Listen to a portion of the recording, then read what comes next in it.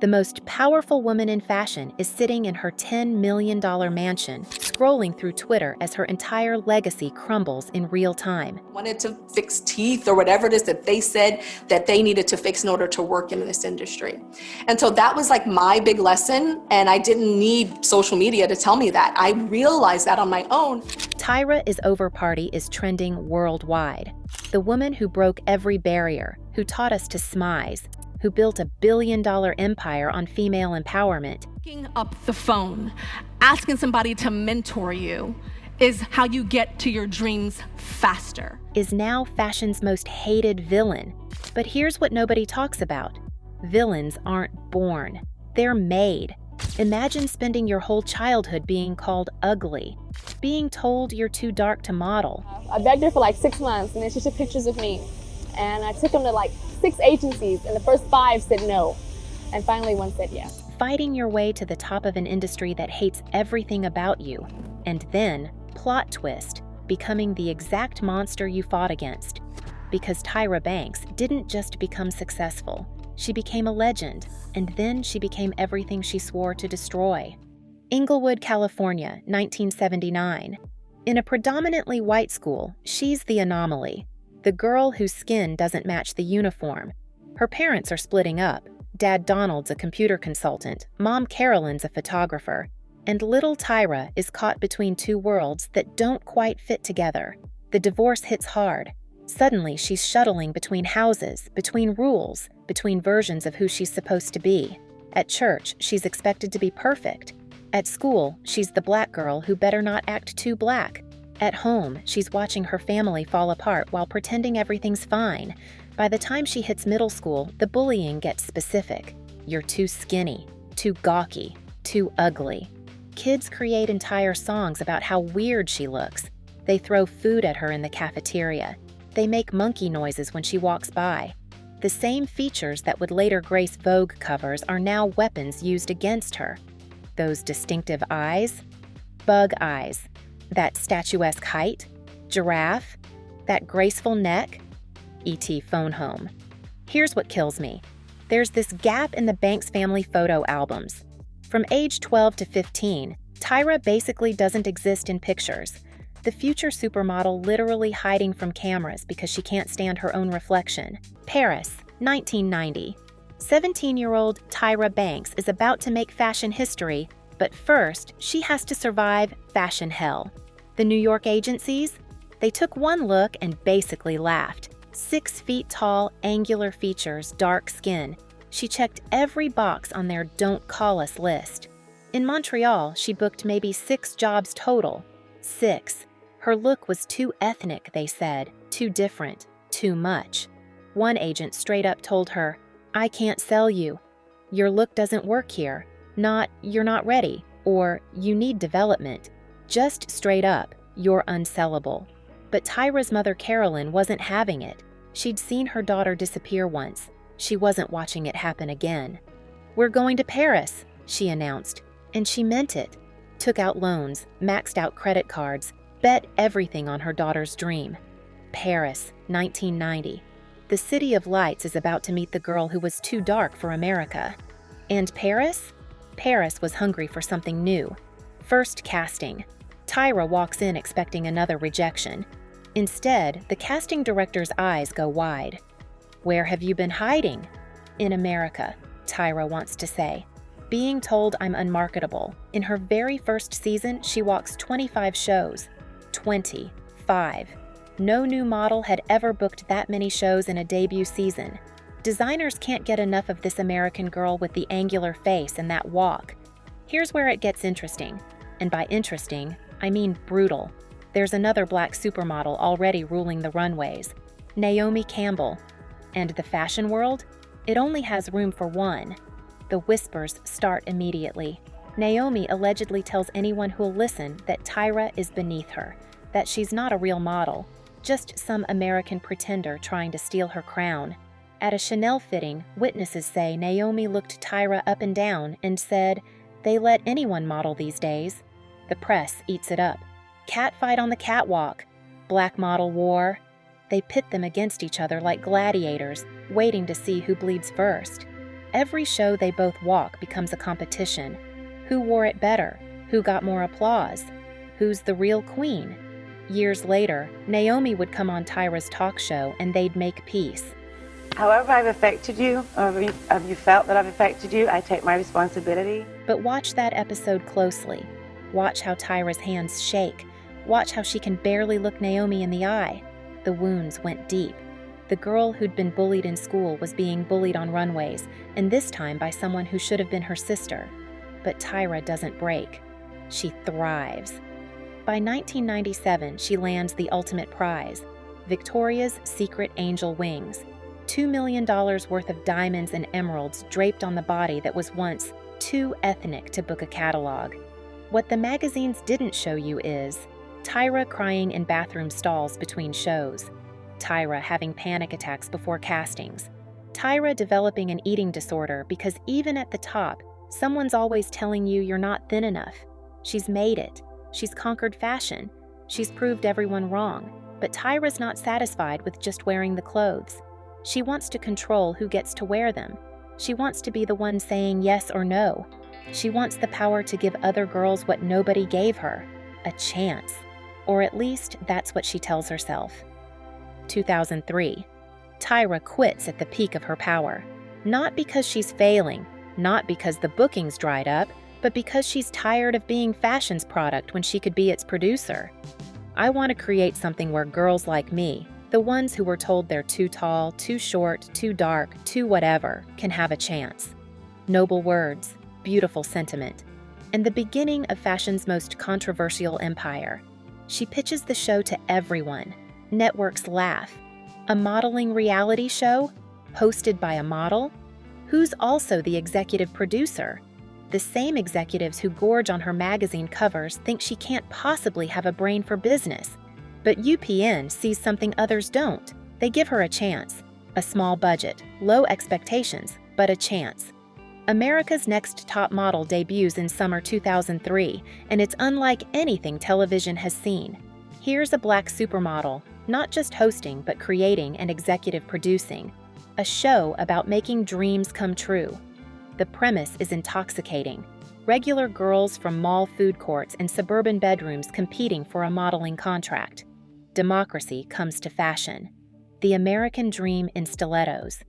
Tyra positions herself as the fairy godmother, the one who understands, the one who's been rejected and knows how to rise above. "I've been in your shoes," she tells the first batch of contestants. "I've been told I'm not good enough. I'm here to make sure you get the chance I almost didn't." The show explodes. Millions tune in to watch Tyra transform plain Janes into cover girls. Episode after episode, she preaches empowerment. "Beauty comes in all colors," she declares while crowning a white winner. "Size doesn't matter," she proclaims while telling a size 6 girl she needs to lose weight. "Be yourself," she shouts while forcing complete makeovers. At least that's the story we're told. Behind the scenes, something else is happening. Tyra isn't just teaching these girls to model. She's teaching them that beauty requires suffering, that success demands sacrifice, that to make it in fashion, you must be broken down before you can be built back up. The makeover episodes become legendary for all the wrong reasons. Girls sobbing as their hair is chopped off. Tyra standing over them unmoved. You want to be a model or not? One girl's edges are completely shaved. Another's hair is bleached until it breaks off. They cry. Tyra lectures about sacrifice. But in 2003, nobody's asking questions. We're too busy being dazzled by the diversity. Plus-size models, short models, gap-toothed models. Tyra's doing what fashion wouldn't, giving everyone a chance. Except, watch closer. The plus-size models never win. The short models are eliminated for being too short. The gap-toothed girl is told to get dental work. The diversity is decorative, not decisive. By 2005, Tyra Banks isn't just a name. She's a brand, an empire, a verb for God's sake. The Tyra Banks show launches. The daytime talk format lets her be vulnerable, relatable, real. She cries on camera about her weight gain. She talks about being bullied. She has her mother on to discuss their relationship. The ratings soar. She wins 2 Daytime Emmy Awards. The girl who was told she was unmarketable is now the gold standard of daytime television. Time magazine puts her on their most influential people list. She's one of only 7 women to receive that honor repeatedly. 4 of them are African American. Tyra's not just successful, she's historically significant. But power is a funny thing. It doesn't heal wounds, it just gives you new ways to inflict them. Watch those old talk show episodes today. Really watch them, and you'll see the cracks forming. There's the episode where Tyra puts on a fat suit to understand what overweight women experience. She waddles around, cameras rolling, turning someone else's reality into her costume party. She goes to stores, pretends to be shocked when people stare, cries about how hard it is. Real overweight women watching at home. You get to take the suit off, Tyra. There's the show where she has a black man wear whiteface. Just let that sit for a minute. In trying to explore racial dynamics, she creates a minstrel show in reverse. The audience claps. Tyra beams. Nobody asks if maybe, just maybe, this is harmful.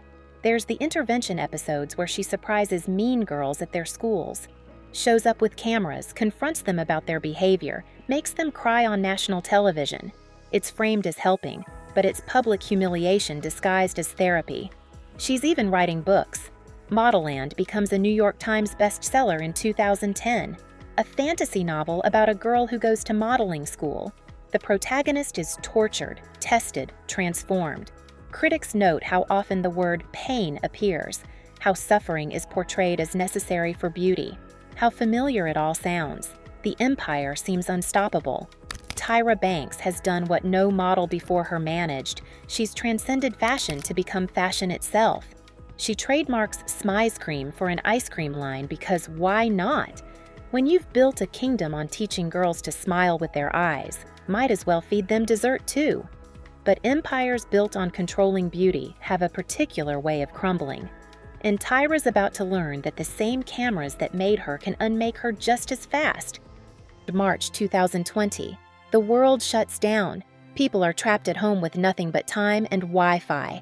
And someone somewhere decides to rewatch America's Next Top Model.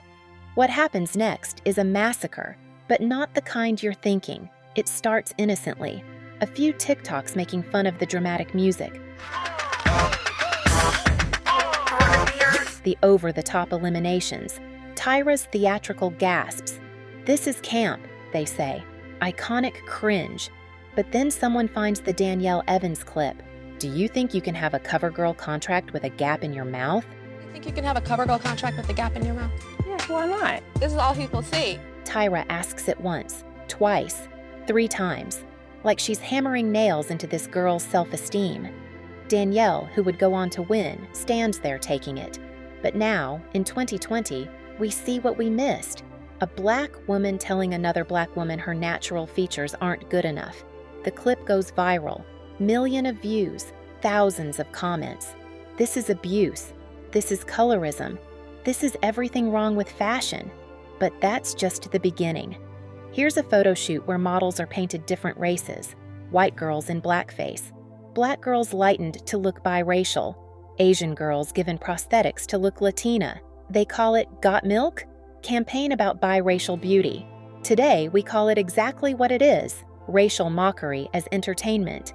Here's Tyra screaming at Tiffany Richardson for not crying after elimination. And then you come in here and you treat this like a joke.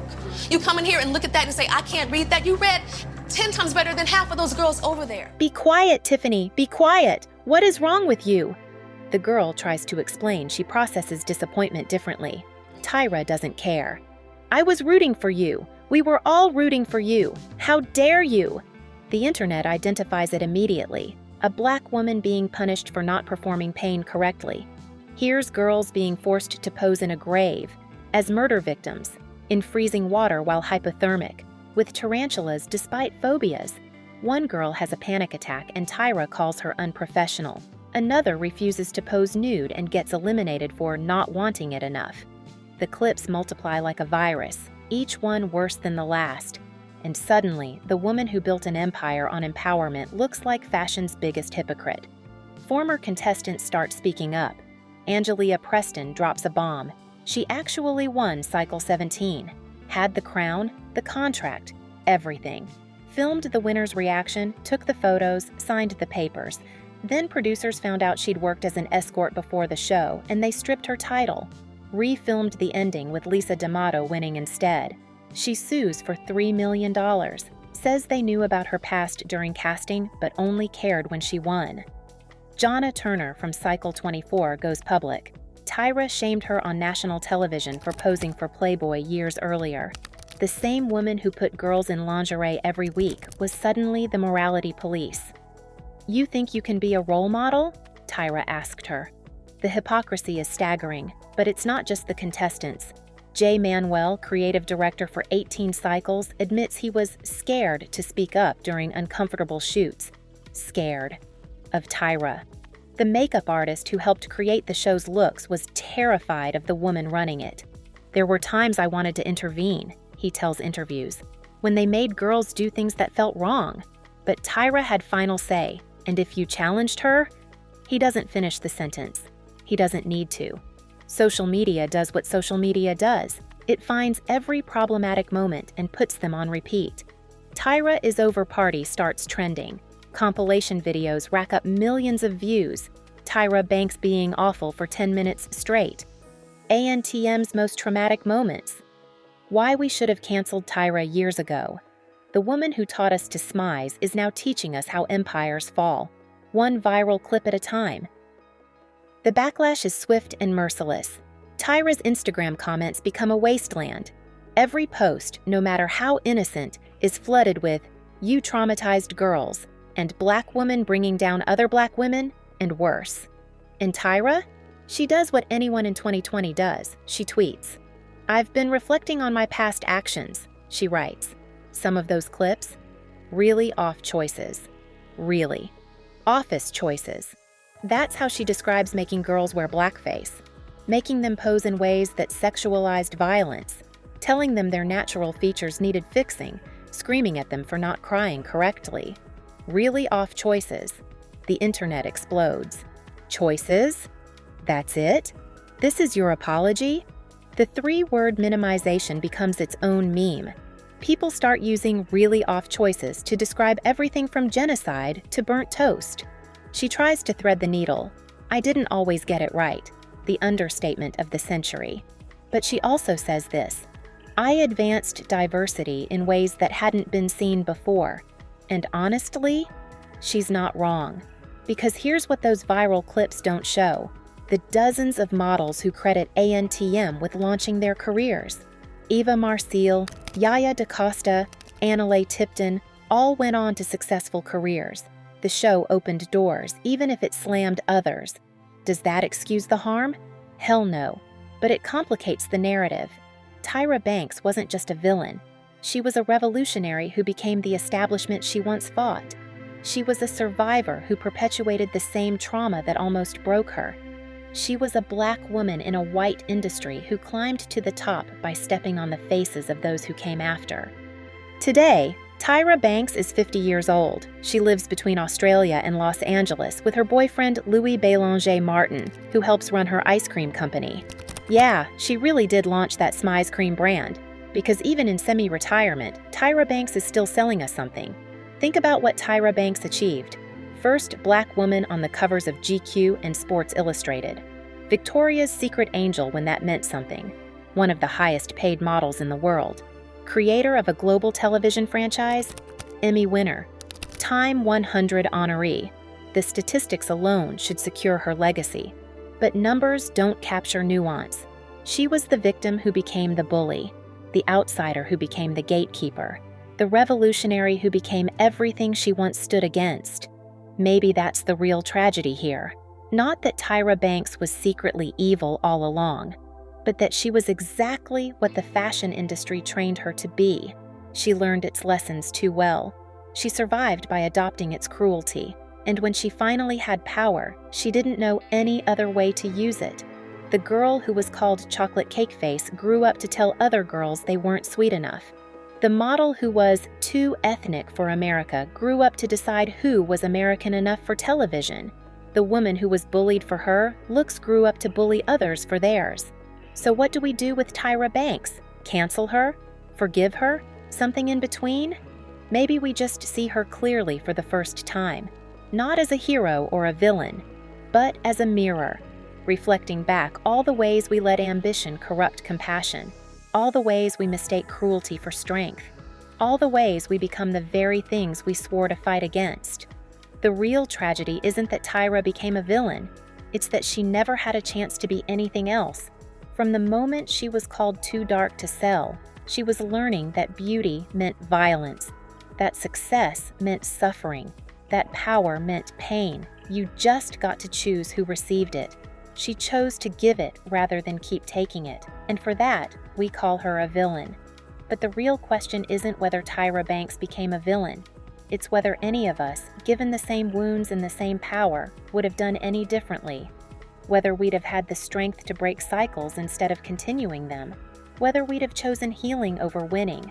Because if we're honest, really honest, most of us would have just smiled with our eyes and kept the pain going, just like Tyra taught us.